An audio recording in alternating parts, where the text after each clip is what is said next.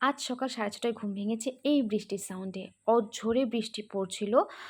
মানে এত জোরে, জোরে বিদ্যুৎ চমকাচ্ছিল কি বলব। জানলাটা খুলে দেখি বাইরে পুরো অন্ধকার হয়ে গেছে। তারপর আমি আবার ঘুমিয়ে গেছি। উঠেছি 8:30টায়। এখন দেখো বাইরের ওয়েদার পুরো অন্ধকার হয়ে আছে।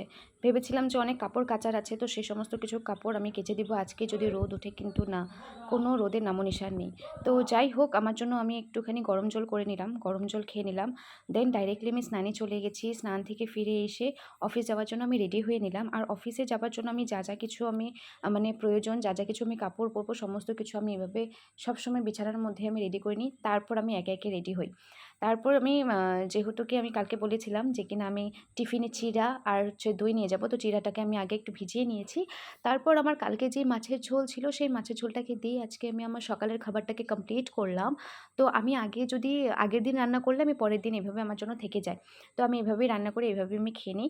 তো তারপরে গিয়ে আমার যেগুলো টিফিন ছিল সেই টিফিনগুলোকে আমি আগে রেডি করে নিলাম। একটার মধ্যে চিড়ে, একটার মধ্যে আমি দই নিয়েছি।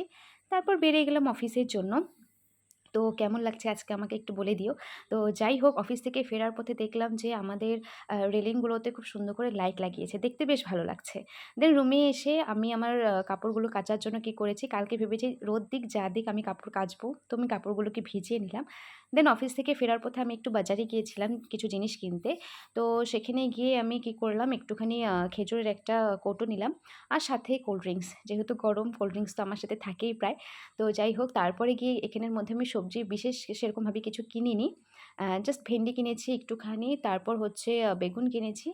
আর হচ্ছে যেই বাজারটা বসে মঙ্গলবার আর শনিবার হাট বাজার, তো সেখানের মধ্যে না নিমকি, বুন্দিয়া, ভুজিয়া এই সমস্ত কিছু বসে। তো আমি বাজারে গেলে আমি নিয়ে আসি।